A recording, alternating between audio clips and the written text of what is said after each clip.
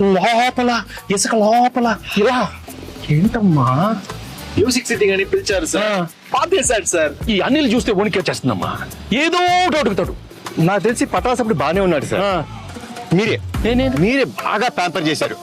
నేను పాడతా దగ్గర నుంచి ఈయన్ని పాతేసే దాకా తీసుకొచ్చారు. సార్ సార్ సార్ సార్ ఏంటి ఏంటి ఏంటి సార్, సార్, సార్, అక్కడ చూడండి.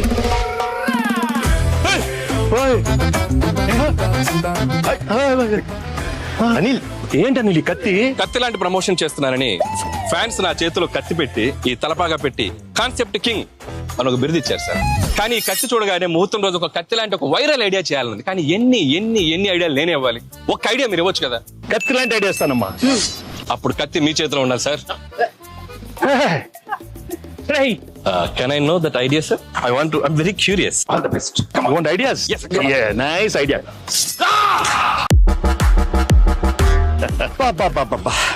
రావిపూడి రక్తంతో విజయ తిలకం దిద్దిన వెంకటేష్ గారు. ఎలా ఉంది అనిల్? వైరల్ ఫీవర్ వచ్చాను, నేను బయలుదేరా. ఆగమ్మా అనిలు, ఈ సినిమాలో ఇంకో హీరో ఉన్నాడు, మరి నాతో తిలకం పెట్టించుకోవాలి. వీర తిలకం అమ్మాయిలు కదా పెట్టాలి. ఇద్దర్లో ఒక్కడ పెట్టండి ప్లీజ్. ఇద్దరం పెడతాం.